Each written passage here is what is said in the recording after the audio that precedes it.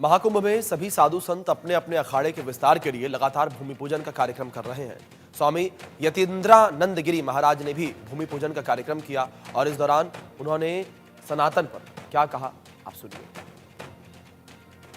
महाकुंभ के समागम में सभी साधु संत अब अपने शिविर में पहुंच रहे हैं और शिविर में भूमि पूजन के कार्यक्रम हो रहे हैं। इस समय हम महाराज जी के साथ है, यतीन्द्रानंद महाराज जी हैं। महाराज जी, आपके शिविर में आज भूमि पूजन का कार्यक्रम है, कैसे ये कार्यक्रम हो रहा है और क्या विस्तार इस पूरे शिविर में होगा? प्रत्येक कुंभ में हमारा ये शिविर लगता है और आज इसका भूमि पूजन किया है।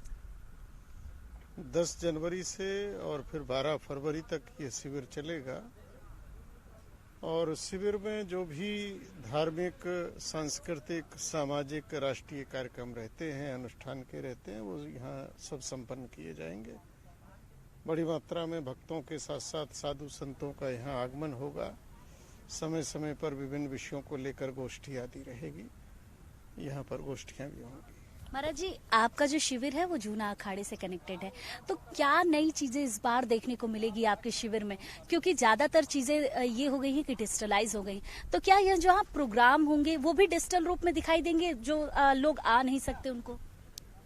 हाँ, सभी कार्यक्रम जो हैं, क्योंकि आजकल साधन इतने ज्यादा हो गए हैं, तो वो सब टीवी चैनलों के माध्यम से भी और जो सोशल मीडिया है उसके माध्यम से भी और सभी भक्तों तक वो कार्यक्रम पहुंचाए जाएंगे।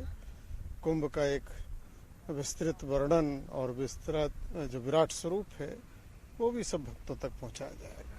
महाराज जी, जस्टिस शेखर ने जो बयान दिया था विश्व हिंदू परिषद के कार्यक्रम में, आपने मुलाकात की है उनसे, क्या बातचीत हुई है? उनको लगातार ये कहा जा रहा है कि उनको निकाला जाए, वो इस तरीके के बयान नहीं दे सकते।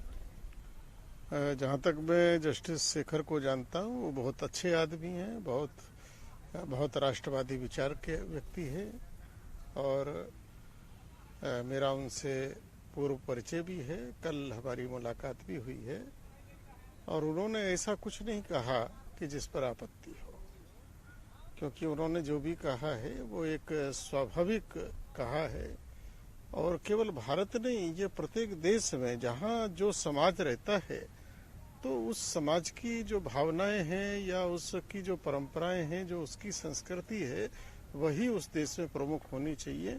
तो उन्होंने भारत के विषय में भी वही बात बोली है जो पूरे विश्व में लागू होती है। कोई ऐसी आपत्तिजनक बात उन्होंने नहीं बोली है। महाराज जी, एक प्रतिष्ठित पद पर रहते हुए ऐसे बयान देना कहीं गलत नहीं है? देखिए, जो प्रतिष्ठित पद पर बैठे हैं उनको तो और भी आवश्यक हो जाता है कि वो जो सच्चाई है, जो एक यूनिवर्सल ट्रुथ है, उस पर वो कायम हो और जो स्पष्ट बात है वो बोलें, क्योंकि बड़े पदों पर अगर घुमा फिरा के बात बोलेंगे तो उसके अर्थ फिर बहुत अनर्थ हो जाते हैं। महाराज जी, एक और सवाल आपसे। मोहन भागवत का एक बयान आया, उन्होंने कहा कि राम मंदिर की तरह अब और लोग भी हिंदू नेता बनने के लिए जगह जगह मंदिर ढूंढ रहे हैं, जगह जगह मंदिर निकाल रहे हैं। अगर मस्जिदों को तोड़कर मंदिर निकाला जाएगा तो बवाल हो जाएगा पूरे विश्व में। देखिए, बवाल तो उस समय हो गया था जब मंदिर तोड़े गए थे जी। और जो विधर्मी यहाँ आए, आक्रमणकारी आए, लुटेरे आए, उन्होंने भारत की संस्कृति को नष्ट करने का प्रयास किया और एक लंबा संघर्ष चल रहा था। तो आज हिंदुत्व के अंदर एक जागरण का भाव आया है और हिंदुत्व अपने उन पुराने स्थानों को पुनः वहां पर परमात्मा को प्रतिष्ठित करना चाहता है।